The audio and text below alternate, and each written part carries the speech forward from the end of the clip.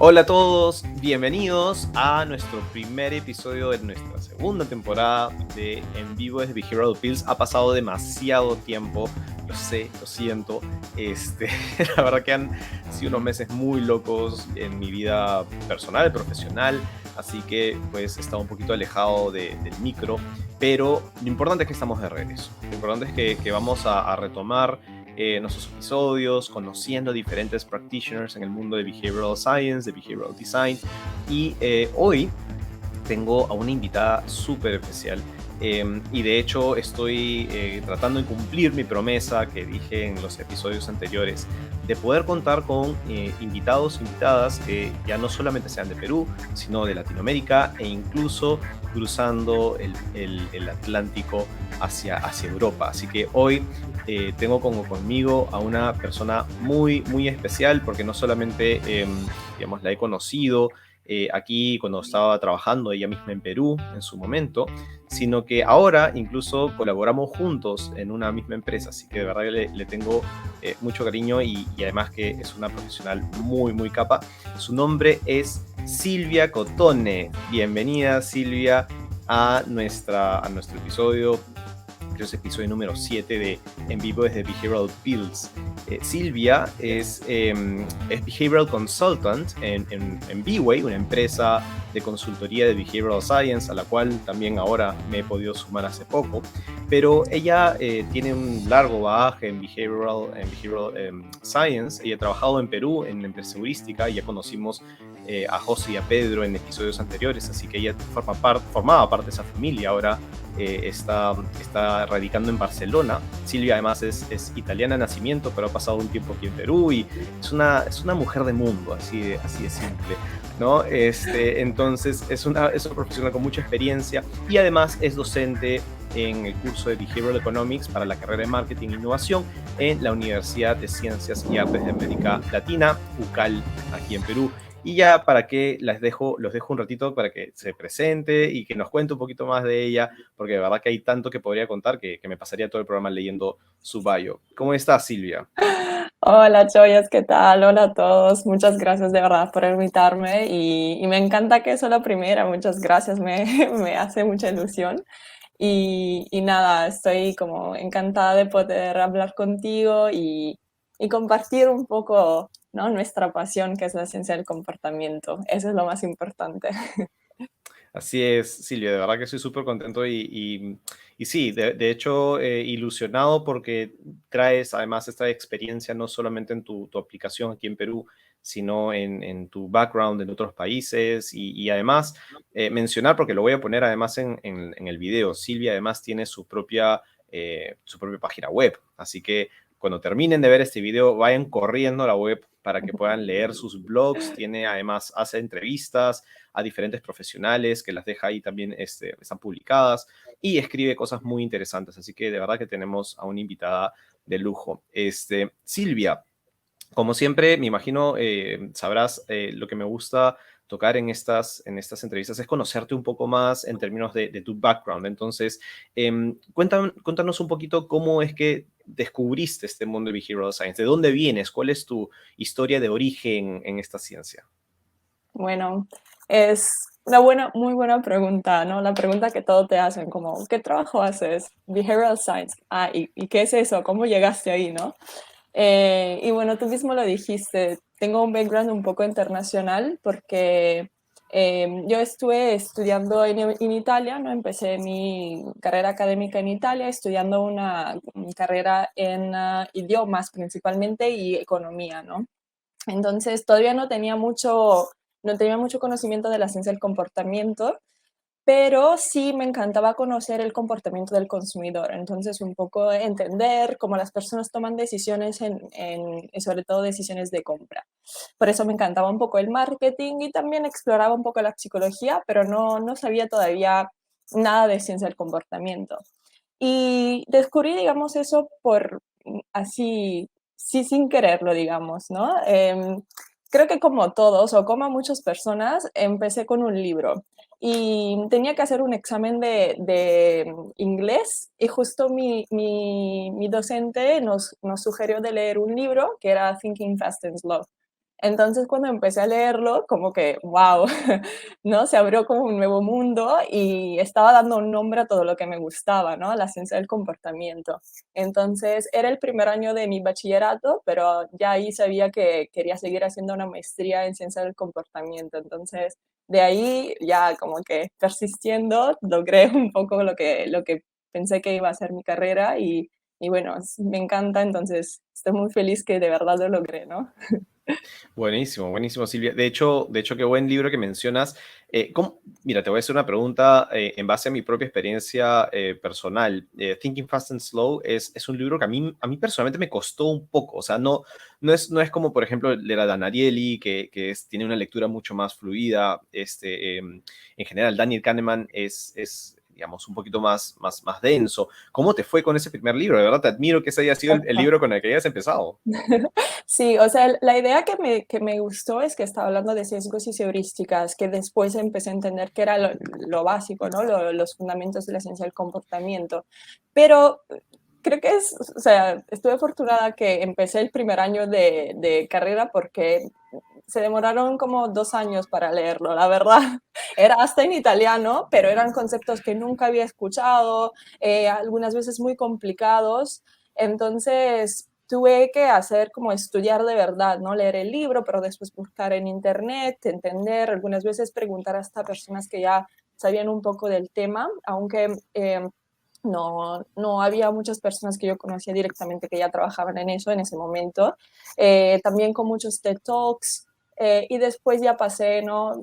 Justo mi segundo libro que leí fue de Dan Ariely, entonces ya fue un poco más sencillo, con mucho más ejemplos, para ver un poco más cómo se aplica todo eso, ¿no? Porque era realmente Thinking Fast and Slow es un poco más teórico y no sabes, o sea, es bueno porque empiezas a entender, hay una manera para comprender a las personas, pero cómo o qué hago con ese conocimiento. Y justo ya hay muchos otros libros que ya hablan de la parte más aplicada, que es también la más importante y la más interesante también, ¿no?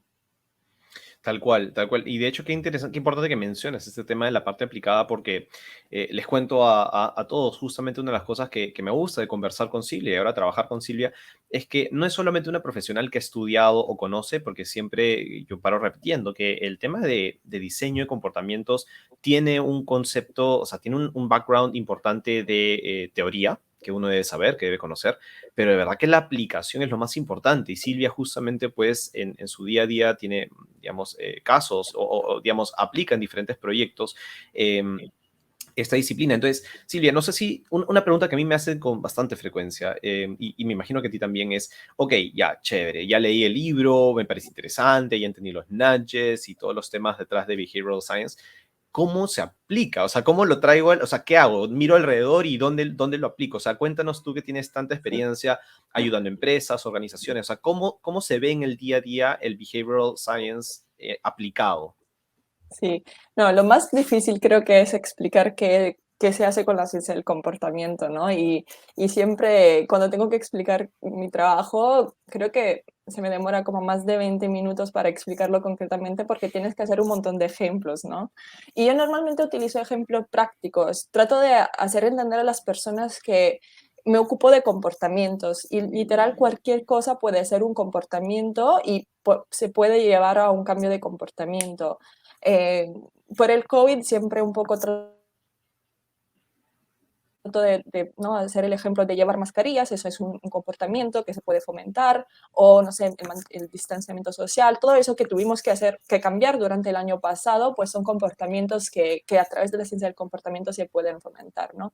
Y claramente después hay también comportamientos que se pueden reducir, como por ejemplo, o bueno, reducir, prevenir de alguna manera, ¿no? Como por ejemplo fumar cigarrillos, entonces más del lado de la salud, eh, o comer mucha comida, ¿no? Junk food y todo eso, entonces fomentar más comportamientos saludables.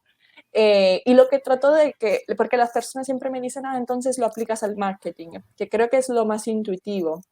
Pero para mí también existe una diferencia entre lo que es marketing y lo que es ciencia del comportamiento. Hay esa parte ética que en los años pasados no necesariamente el marketing ha aplicado, ¿no? Porque es más como fomentar que los clientes te compren los productos, no importa si es algo bueno o no para los clientes, mientras que la ciencia del comportamiento tiene ese lado más, eh, que para mí es importante, de entender qué es lo bueno para la persona, qué necesita esa persona, qué es lo que de verdad ella quiere, y de ahí fomentar ese lado, ¿no? Entonces, siempre trato de decir que no es solo aplicado al marketing, sino también, ¿no? Los gobiernos pueden aplicar en políticas públicas para comportamientos proambientales, comportamiento de salud mejores y también comportamientos financieros, ¿no? Que finalmente es una parte muy grande de la aplicación de la ciencia del comportamiento también. Me encanta que hayas mencionado el tema de la ética, ¿no? Ese también es otra de las preguntas que casi siempre recibo y me parece súper bien que haya ese interés cuando estoy dando alguna charla o participo en un evento. Muchos, luego de ver lo que hacemos con Behavioral Design, especialmente para los proyectos que están relacionados, como tú dices, para espacios de marketing, temas comerciales, muchas de las preguntas que recibo es, ok, ¿y esto no es manipulación? O sea, estás tratando de hacer que las personas hagan algo o no hagan algo. Eh, Hay muchos autores que se han manifestado sobre el tema, entre ellos Richard Thaler, y ahí, es más, ahí tengo apuntado, porque lo encontré en uno de los libros que estuve leyendo el otro día, como que como los principios que Richard Thaler invita a que los behavioral scientists sigamos para ir en buen camino, ¿no? Pero tú ¿cómo ves ese approach? ¿Cómo te manejas a ti misma como behavioral scientist con respecto a este tema, digamos, ¿es manipulación, no es manipulación? ¿Cómo lo ves tú? Sí, digamos que para la parte aplicada también es algo aún más, ¿no? Porque en el lado académico tú tienes algunos principios éticos que tienen que seguir para hacer experimentación, pero en el mundo aplicado creo que está empezando ahora un poco más a ser, ¿no? Discutido. Yo me acuerdo que cuando empecé mi maestría en Escocia, estudié una maestría en ciencia del comportamiento para el management, y ahí tuvimos como los primeros días un seminario sobre la ética del nudging. Eh, Fun fact, cuando empecé a estudiar la maestría no sabía que era un nudge todavía, porque como todo era en inglés y recién estaba, o sea, me interesaba, leía, pero nunca llegué a saber que era un nudge. Entonces estaba ahí preguntando a la gente, como a mis amigos ingleses, ¿qué significa nudge? Y todos me decían, bueno, significa empujar. Y yo, pero no creo que quiera significar eso, ¿no?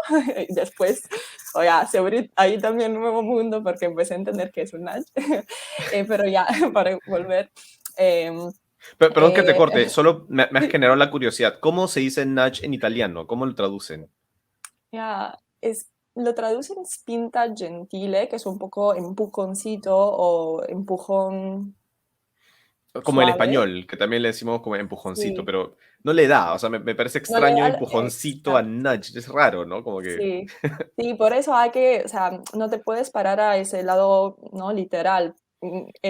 Justo tengo un artículo sobre eso porque me pareció divertido, ¿no? O sea, no había todavía escuchado ese término y la traducción literal no te dice nada, pero si después lo conectas a todo lo que es la teoría y estudias toda la teoría, pues tiene su sentido, pero claramente la traducción, como en cualquiera de esos principios, la verdad, tiene que ser muy, ¿no? Muy cuidadosa porque no necesariamente la traducción literal tiene el mismo sentido. Entonces, esa es una parte que trato de cuidar, sobre todo con mi página web. Yo soy italiana y en español no es mi primer idioma, pero lo hago, digamos que he empezado con mi blog para, si estamos un poco desviándolos, No, pero vamos, está pero es súper, porque para... en verdad lo manejas, o sea, digamos, dirás que el español no es tu primer idioma, pero yo he conversado mucho contigo y fuera de un ligero acento, lo manejas súper bien. Y tu blog, te felicito que además, o sea, si yo tuviera que hacer un blog en un idioma que no es español o a lo más inglés,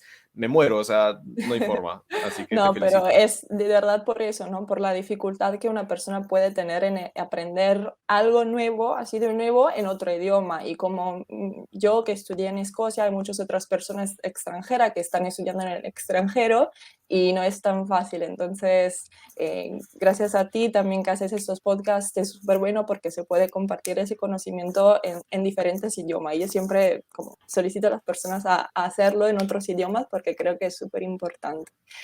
Pero bueno, para volver a la ética del Sí, lunch. pero verán para todos los que no ven, así es conversar con Silvia. Es Sí, súper entretenido y se pueden pasar las horas y muchas anécdotas. Así que sí, regresemos a la sí. ética en el nudging. Sí, bueno, como estaba diciendo, ¿no?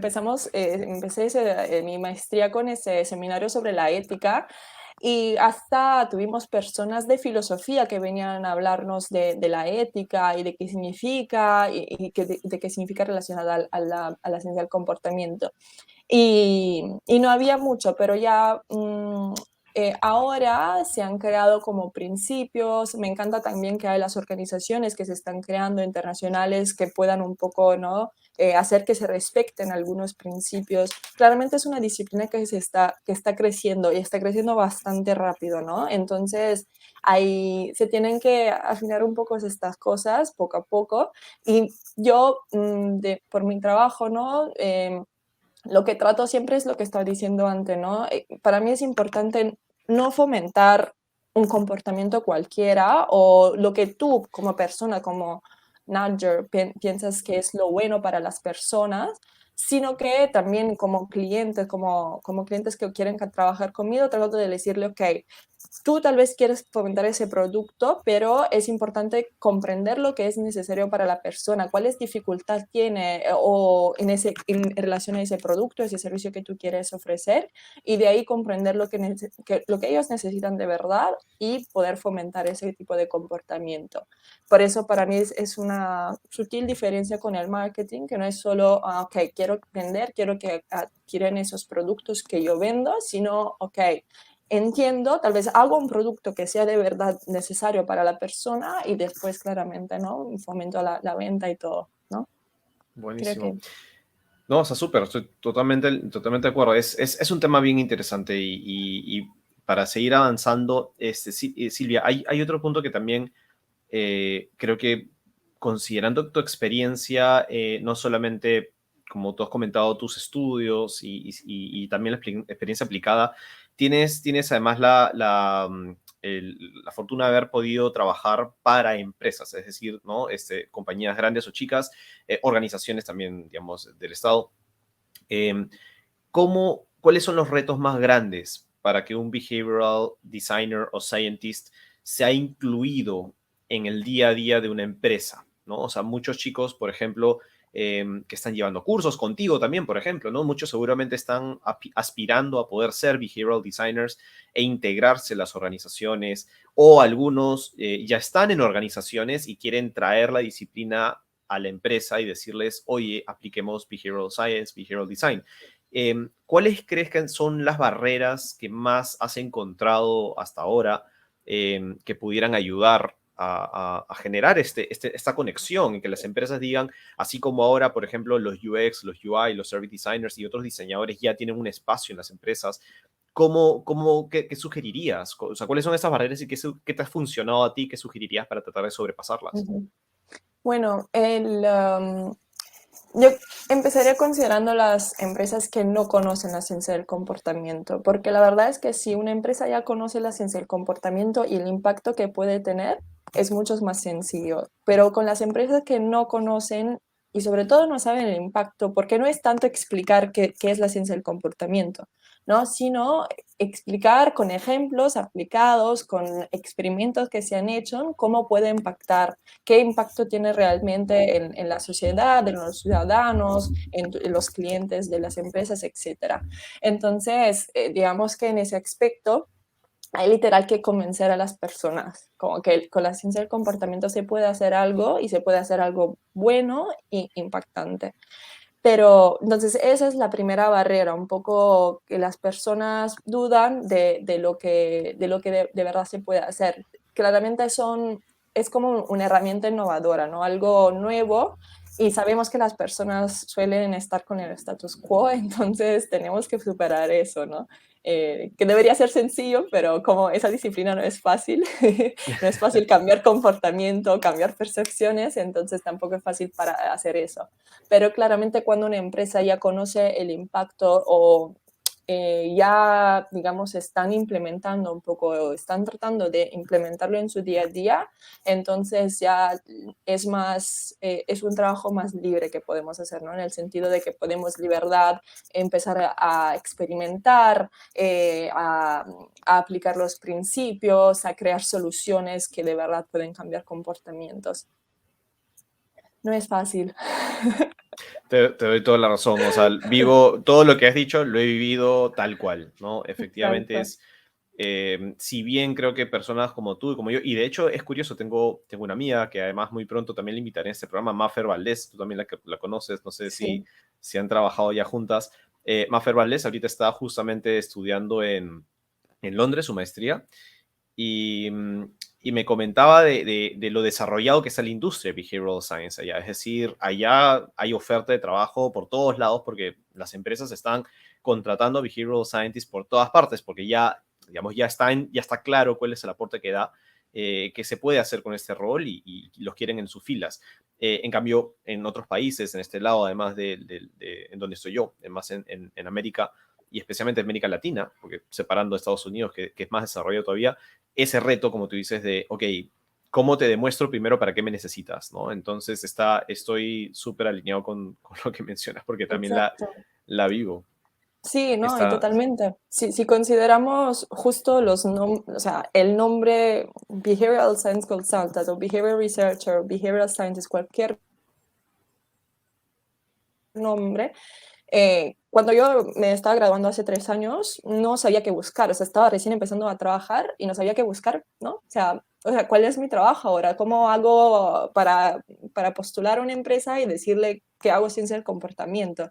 Y ahí fue cuando empecé a hablar con gente para entender, gente que ya trabajaba en ese sector. Y me alegra mucho que ahora ya es mucho más sencillo poder encontrar un trabajo en ese campo, porque por lo menos ya sabe qué competencias necesitas, o sea, qué habilidades necesitas, dónde puedes buscar. Hay plataformas que te facilitan también, ¿no? Que regrupan todos los roles que se están sacando en ese contexto. Entonces ya se puede ver cómo se está desarrollando y que de verdad, ¿no? Hay un interés por parte de las empresas y de esa figura. Y a mí me encanta también que muchas personas me escriben para saber mi experiencia con la maestría, porque quieren empezar, pero también tienen sus dudas, ¿no? Porque dice, ok, me encanta, me parece algo chévere, pero ¿cómo lo ves en 5 años? ¿Cómo ves? ¿Se va a desarrollar? ¿No se va a desarrollar? ¿Hay interés por parte de las empresas? ¿No? Entonces, finalmente todo está conectado entre las personas que quieren empezar a estudiar y las personas que finalmente tendrán que tener esas personas en sus empresas, ¿no? ¿Y cómo lo ves, Silvia? ¿Tú cómo ves la industria aquí a 5 años en adelante en el plano privado o público? Mm, mm. Yo me siento afortunada que empecé, o sea, yo estudié todo eso en inglés, ¿no? En Escocia, pero me alegra que fui a Perú a aplicarlo por primera vez, ¿no? Porque ahí me di cuenta que los países hispanohablantes tienen un interés muy fuerte que se está desarrollando muy rápidamente. Por ejemplo, eso no lo veo mucho en Italia, donde todavía se está empezando a hablar, pero hay poco conocimiento, aunque son como personas específicas que se están interesando. Mientras que en América Latina, sobre todo, porque ahí es donde viví en estos últimos años, veo que por parte de empresas privadas y públicas hay mucho interés y no solo ¿no? de conocimiento, ¿no? Personas que quieren aprender, sino de aplicación. Y de verdad también es un área donde se puede hacer mucho a nivel social, se puede hacer muchísimo para poder cambiar de verdad vidas. Entonces, eh, justo ayer hablaba con dos chicas que trabajan en el BIT y me estaban contando un poco los proyectos que están tratando ¿no? de ampliar, digamos, en América Latina, y ellas también compartían esa noción de que es bueno porque ahí hay mucho que hacer y de verdad se puede hacer mucho impacto. Entonces, de ese lado me encanta y creo que se va a desarrollar mucho en los próximos años. Buenísimo, buenísimo. Sí, estoy totalmente de acuerdo contigo. Y por algo, cuando converso este tema, le digo a la gente, pues por algo estoy apostando también a hacer una carrera en esto, porque vamos, si no creyera en esto, olvídate, estaría siendo suicida. Claro, Sí, exacto, ¿no? buenísimo, buenísimo, Silvia. Silvia, cuéntanos un poco tu página web. Como dije hace un rato, pues Silvia tiene una página web que está ya al aire. Voy a compartir o ya lo voy a poner ahorita también aquí en el video para que lo puedan ver, que es behavioralsciencesilviacotone.com. Igual ahí van a tener el link. Y Silvia, algo que me encanta en esta web es que compartes pensamientos, es decir, tienes un espacio tanto para que te contacten, para saber de ti, pero también un espacio en el que compartes tus ideas en tu propio blog. Y en uno de los últimos artículos hablabas bastante acerca de este tema que está bastante, digamos, en las noticias dentro del mundo de behavioral science, que tiene que ver con esta necesidad de tener mayor diversidad en los diversos estudios. O sea, para los que no saben, en el mundo de behavioral science hay profesionales que están publicando papers o estudios en general con respecto a efectos y si funciona, no funciona, qué impacto tienen o no. Y tú lo que comentas es con respecto a esta falta de diversidad en esos estudios. Cuéntanos un poquito ¿cuál es este problema que se ha identificado? O sea, ¿qué es lo que te llevó a hablar sobre el tema? Ujú. Bueno, sí, primero, un poco para dar un background de mi blog, lo empecé justo porque creo que es importante compartir conocimiento de manera sencilla. Entonces, sobre todo para mis estudiantes, ¿no? Que hacen en esa carrera de marketing e innovación, que nunca han escuchado de todo eso y hacerlo más fácil para ellos y también hacerlo en español. Entonces, más que nada es para personas que quieren aprender o también especialistas de otras cosas que están empezando a conocer eso. Y creo que ese tema de ese último artículo es algo muy importante porque es algo que ya se habla ya desde hace 10 años, ¿no? Hay unos papers que se publicaron hace 10 años y que hablan exactamente de eso, de las sociedades weird o no weird, ¿no? Entonces, esas sociedades que son en Occidente, ricas, educadas, ahora no me acuerdo, democráticas, industrializadas, ¿no? Y lo que se menciona es que la mayoría de estudios relacionados a fenómenos psicológicos y a comportamientos utilizan participantes de ese tipo de poblaciones, ¿no? Pero esas son subpoblaciones porque solo, digamos, tienen un porcentaje mínimo, como el 12% de variedad de la población mundial. Entonces, lo que se preguntan es qué tanto se pueden generalizar estos datos, estos resultados, hallazgos que se encuentran de estos estudios a toda la población.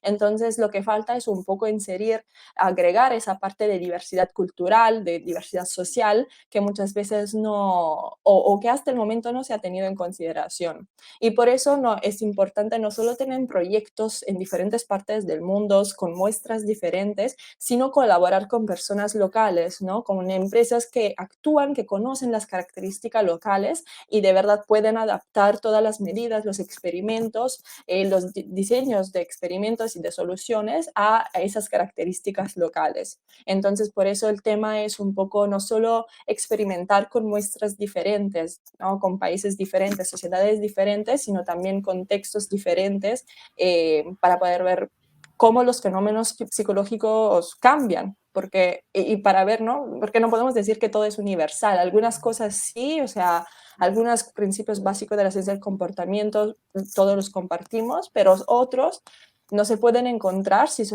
no se adaptan las medidas con que se experimenta. Entonces, eso es un poco, digamos, importante, pero con el crecimiento de las organizaciones, de las colaboraciones también a nivel internacional, creo que se puede lograr mucho en los próximos años. Buenazo. Sí, de verdad que súper de acuerdo contigo y efectivamente tocas un tema bastante actual, ¿no? Como tú decías, este concepto de las, no sé si llamarle las sociedades o era los muestras weird, ¿no? Que son este Exacto. acrónimo que has utilizado. Y para aquellos que no lo saben, en los países, digamos, europeos, Estados Unidos, donde está más desarrollado las ciencias, están tan desarrollados que como dice Silvia, básicamente su fuente de experimentos y de estudios han sido ellos mismos, ¿no? Entonces, se está tratando justamente de fomentar que más países, o sea, hagan más estudios en otros países. De hecho, aquí quiero hacer ahí como dicen los americanos, un shout out. Quiero hacer ahí un agradecimiento a Steven Wendell. No sé si por ahí nos estará viendo. Steven es un autor súper importante en Estados Unidos, pero que además apoya mucho el desarrollo de plataformas como esta misma, para que más países de diferentes, digamos, características, ya sea desarrollen sus propios equipos de behavioral science o se hagan experimentos en sus espacios, para que, como dice Silvia, los efectos no solamente sean explicados por un solo perfil, ¿no? Sino que realmente ver, oye, qué es generalizable a la especie humana o qué tiene que ver más con una cultura versus otra. Súper bueno, de verdad, súper buen artículo, sí lo leí y me pareció súper interesante y totalmente de acuerdo con él. Silvia, hay una pregunta que me encanta hacer considerando que ya estamos avanzando en el tiempo. De verdad, qué rápido se me pasa el tiempo en cuando converso, ya sea contigo y en general en este programa. Hay una pregunta que me encanta hacer, que es que, a ver, todos tenemos un día a día intenso, ¿no? Vamos, tú y yo encima, ahora pertenecemos al mismo equipo, así que vivimos un día a día intenso con trabajo que nos encanta, pero que nos ocupa, ¿no es cierto? Y la pregunta que me gusta hacer es, ok, si no tuvieras, o sea, si tuvieras un poco más de tiempo libre, ¿qué problemas del mundo, ¿no? Pensando quizás en problemas de comportamiento, ¿en qué problemas te gustaría estarle dedicando más tiempo del que le estás dedicando ahora? Mm, Buena pregunta. Y sobre todo, si tuviera más tiempo, que es la parte más importante.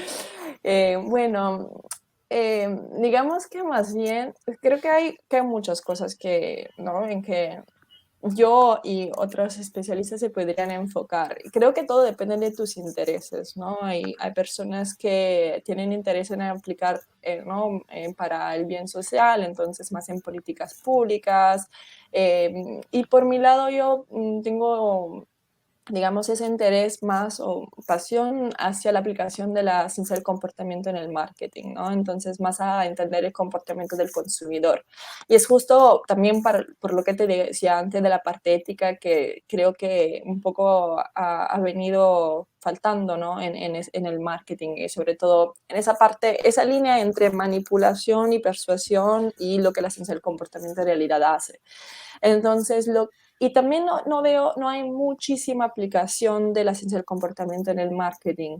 Hay grandes empresas que lo hacen, pero creo que desde el principio la ciencia del comportamiento se han desarrollado más para la aplicación en políticas públicas, para comportamientos o para problemas más grandes, digamos, ¿no? Más sociales. Pero por mi lado, sí, creo que más bien yo me gusta aplicarlo en el marketing y me gusta que el marketing sea un poco más ético y creo que con la ciencia del comportamiento, entendiendo bien el consumidor y tratando de crear productos, servicios que de verdad pueden ser útiles para mejorar las vidas de las personas, pues creo que eso es lo que más me gustaría hacer. Y si tuviera más tiempo, me dedicaría a todo eso. Buenísimo. Y Silvia, ahora que comentas, por ejemplo, el tema, o sea, traes de nuevo el tema de marketing, que me parece también un tema bien apasionante y vamos, o sea, mi carrera también la he dedicado a la psicología del consumidor, así que te entiendo perfecto. Y una de las cosas que yo comento, por ejemplo, cuando me preguntan, regresando a ese concepto ok, oye, ¿es manipulación? ¿No es manipulación? Una de las cosas que alguna vez me puse a pensar y saco al aire y es, ok, cuando hablamos de manipulación, por ejemplo, si yo estoy andando por la calle y veo un cartel, ¿no? Una publicidad tradicional, o sea, no, nada del otro mundo, nada malintencionado, ¿no? Simplemente publicidad que apela a los sentidos, que tiene un mensaje atractivo, divertido, lo que tú quieras. Eso es manipulación, o sea, es decir, el marketing y la publicidad desde que inicia hace, no tengo la fecha, no vamos a decirle décadas, porque claro, ya existe hace mucho tiempo, no es manipulación, o sea, es decir, ¿qué diferente tiene hacer o aplicar nudges a, no sé, a un copy en una página web o en una pancarta de una publicidad versus lo que la publicidad siempre ha hecho mediante el marketing? Entonces, ¿cómo ves tú ese comentario? O sea, ¿estamos hablando de lo mismo? O sea, ¿ese es un tipo diferente de manipulación o de persuasión? Bueno, claramente yo no soy experta en marketing, entonces espero que no diga algo que no sea correcto. Pero por mi lado, creo que en el tema de publicidad, claramente una empresa tiene que vender su producto, entonces hay todas las herramientas de marketing tradicional, hay que aplicarlos para poder vender el producto. Claramente creo que el tema con la ciencia del comportamiento y la parte ética también es el hecho del choice architect, ¿no? De la arquitectura de la decisión, que puede hacer mucho, ¿no? Entonces, eso en un contexto también que puede ser una tienda offline, ¿no? Presencial o una tienda online o cualquier cosa, ahí tú puedes hacer mucho para fomentar específicos comportamientos de compra, ¿no? O sea, tú puedes hacer que tu cliente te compra algo en específico. Y no necesariamente eso tiene que ser el producto más caro o un producto que no sea bueno para tus clientes. Entonces, creo que ahí hay esa distinción donde, claro, hay que utilizar herramientas tradicionales, sobre todo en el caso de la publicidad, donde básicamente tú utilizas cosas que necesitan un poco convencer al cliente que tu producto es bueno. Pero por otro lado, se puede hacer de manera diferente, también considerando lo que es bueno para tu cliente y ahí, sobre todo en la parte de la arquitectura de decisión, tratar de organizar todo para que tú puedas ayudar a tus clientes a tomar buenas decisiones, ¿no? Y no solo como convencerlos de que tu producto es bueno, claramente no deberías como fomentarlo hacia la competencia, pero tal vez hacia otros productos que tú puedes tener. Entonces, siempre como tener un choice set un poco más vario. Yo lo hago siempre con ejemplos de comida, ¿no? Porque creo que es más fácil. Es como que si tú vas a un cajero en el supermercado y solo hay chucherías y dulces, claro que un cliente o un niño o alguien que está ahí te va a comprar esto porque nos está ofreciendo una alternativa. Pero ¿qué pasa si ponemos fruta y dulces ahí de una manera en que lo podemos, ¿no? Podemos fomentar la acogida de un fruto en vez de un dulce? ¿Qué pasaría? Claramente hay que experimentar, pero ese es el sentido, ¿no? Tratar de un poco de fomentar, ¿no? La venta hacia productos también buenos y no solo como persuadir no sé, que un producto sea bueno cuando en realidad tal vez no lo es para un target específico, ¿no? Buenísimo. Entonces, por lo que te entiendo es buena parte de la aplicación ética de esta disciplina, más allá que en el cómo, es el qué es lo que estás tratando de fomentar, ¿no? O sea, Sí, entender, ¿no? Ujú, Que ujú. no, entender cómo se toman decisiones, qué pasa en ese momento, qué problemas, qué barreras o facilitadores puede tener la persona en ese específico momento en que está pensando de comprar algo y utilizarlo, ¿no? Para que pueda tomar una buena decisión. Perfecto. Sí. Y Silvia, ya se nos van los minutos y me gusta siempre aprovechar un espacio para que nos puedas o le puedas dar consejos a las personas que están interesadas en aprender más sobre behavioral design o behavioral science. ¿Cómo puede aprender alguien? ¿Qué utilizas tú, qué consumes tú si pensamos ya sea en libros, cursos, newsletters, o sea, pensando en todas las fuentes diferentes de información con las que uno puede aprender behavioral science? ¿Qué recomiendas tú al público para que pueda buscar y tratar de explorar un poquito más este campo? Sí, creo que es muy difícil estar al tanto con las novedades de la disciplina, porque todo, o sea, si tú te pierdes una semana ya como ha cambiado todo, hay nuevas cosas y de verdad es muy difícil. Y creo que una de las maneras que a mí me gusta más es hablar. Por ejemplo, no conversar contigo, con nuestros compañeros de trabajo, con personas que trabajan en otra parte del mundo para saber qué hacen, qué les interesa, cómo lo aplican. Por eso yo utilizo mucho LinkedIn, donde de verdad me gusta contactar a las personas, hablar con ellas, conocer de su experiencia, de qué hacen, y así un poco me mantengo también al tanto de las cosas, porque es leer o escuchar podcasts, leer libros, necesita mucho tiempo y muchas veces no se tiene, entonces hay que filtrar un poco. Entonces, hablar con la gente me parece que me facilita eso mucho. Y después, por eso también los newsletters, ¿no? Por ejemplo, Habit Weekly, creo que es uno de los mejores, donde de verdad te pone las últimas novedades, lo más recién que tú puedes saber de la disciplina. Y después leer libros que de verdad te interesan. Justo algunas veces me pasa que me siento un poco overwhelmed y digo, no puedo hacer todo eso, ¿cómo sigo con todo eso? Y una vez quiero leer muchísimo, tengo una lista de libros infinita, pero una vez me dijeron, mira, si tú ves que empezando un libro no te gusta o es algo que no te interesa mucho, pues pasa a otro, porque significa que no deberías leer o lo lees simplemente por sunk cost, no simplemente porque lo has empezado. Entonces, por eso sugiero leer libros que de verdad están relacionados a tus intereses, ¿no? Si te interesa el marketing, por ejemplo, a mí un libro que me encantó eh, fue el The Smartest Screen, ¿no? Eso me pareció un libro Justo muy he empezado a leerlo interesante. ahorita. Sí, es Literalmente lo he súper comprado ayer. bueno, exacto. O sea, tiene ejemplos, sobre todo aplicación del mundo digital, y me parece muy interesante, considerando también el último año que todo pasó a ser digital, es de verdad muy interesante. O si te interesa política pública, pues hay un montón de cosas relacionadas a eso, hasta cursos, ¿no? En español. O si te interesan los hábitos, pues te enfocas más en los hábitos. El hecho, lo bueno y lo malo de la disciplina es que hay muchas cosas diferentes en que te puedes enfocar y claramente una persona no puede conocer todo, si no seríamos máquinas. Entonces sugiero de verdad conocer, aprender diferentes cosas, pero enfocarse más bien en lo que te interesa de verdad y seguir avanzando con libros, también ¿no? Recomendaciones por parte de personas que ya lo han leído y todo eso. Buenazo, Y los buenazo, Silvia. podcasts de Carlos, los podcasts. Claro que sí, suscribirse a Behavioral Pills, por favor. No, gracias, gracias por el cherry. Pero de acuerdo, y de hecho voy a comentar que aquí voy a poner el link al libro que menciona Silvia, The Smarter Screen.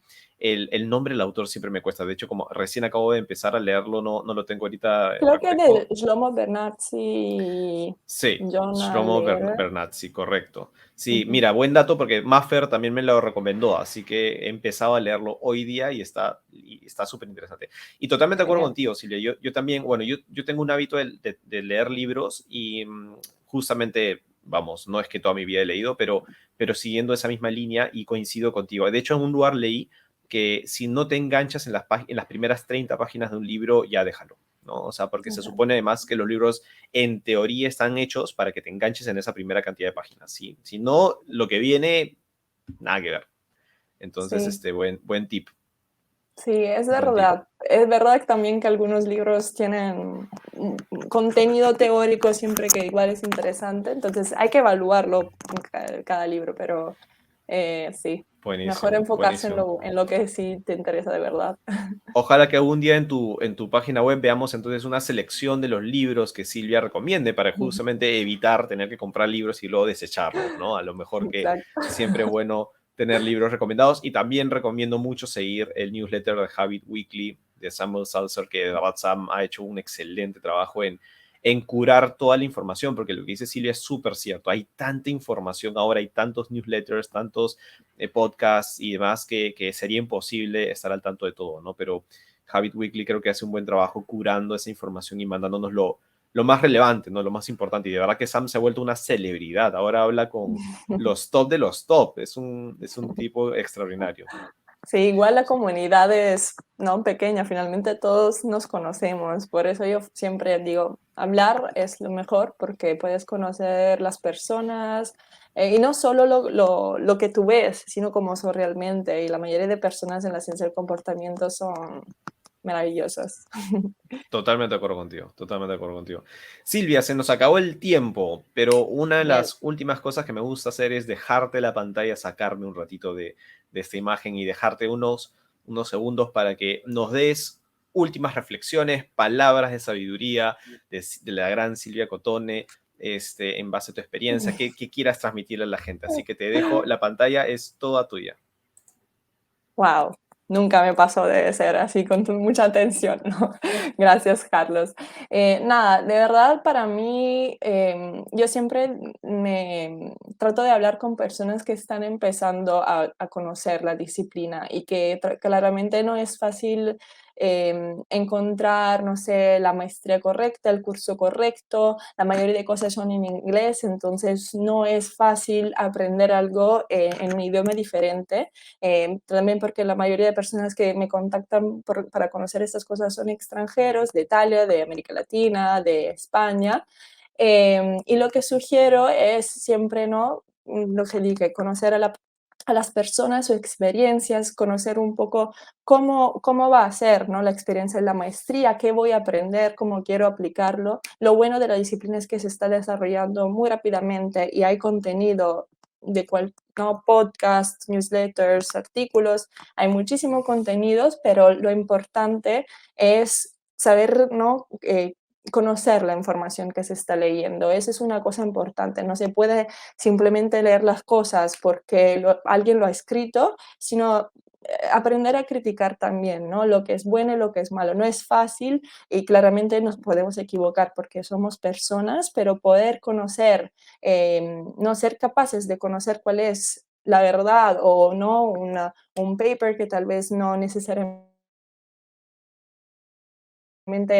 ahora está, ¿no? Ahora que se habla mucho de replicabilidad, eso es también un tema muy importante. Entonces, aprender bien, ¿no? Las disciplinas en el sentido de los principios, etcétera, pero saber cómo aplicarlos, saber conocer cuáles son las limitaciones y también un poco conocer de experimentación para saber que esa disciplina de verdad puede tener un impacto y hay pruebas de que de verdad tiene ese impacto. Entonces, sí, eso.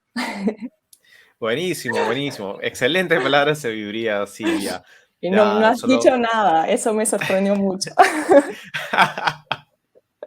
Me cogiste No, no. así. Ese es parte de la sorpresa de participar en este programa, así que ya te tenía que agarrar ahí de sorpresa de alguna forma. Nada, Silvia, solamente me queda agradecerte no solamente por participar en este programa, de verdad que bestia cómo se han pasado los minutos volando, pero agradecerte en general por formar parte de la industria. Yo creo que eres una chica top, te lo he dicho mil veces, además aportando mucho no solo desde la parte, digamos, de conocimiento, sino aplicación, que es lo que siempre insisto más. Yo siempre digo, el diseñador diseña, ¿no? Entonces, está bueno leer lo que hemos estado hablando, ¿no? Escuchar podcasts, leer libros si puedes, artículos, conversar con gente, pero pon en práctica lo que estás aprendiendo. O sea, trata de resolver problemas del día a día.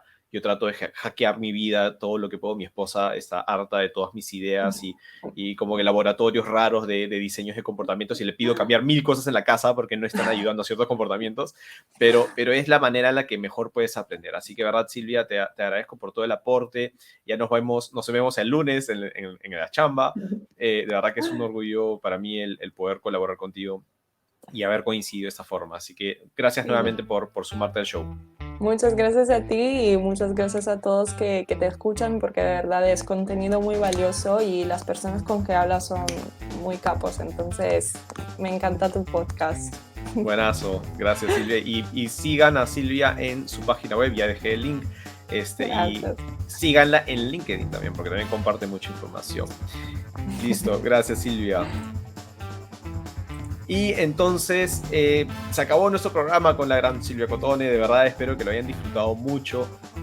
Se nos vienen invitados así de ese nivel para siguientes episodios. Les prometo que ahora que hemos empezado la segunda temporada vamos a estar con más invitados, con diferentes temas, también entre nacionales e internacionales. Así que no se olviden de suscribirse a este canal. No saben lo importante que es para nosotros que tratamos de crear contenido en los medios, que nos puedan seguir, que nos recomienden, que le pongan like al video, ¿no? Le pongan la manito, porque todo esto nos sirve bastante para que el YouTube, el dios algoritmo de YouTube nos permita estar más presente en más pantallas. Así que sin más, les agradezco por seguirnos en este episodio y quédense muy pronto, quédense cerca, que muy pronto se enterarán de quién será nuestro siguiente invitado o invitada aquí en vivo desde Behavioral Pills.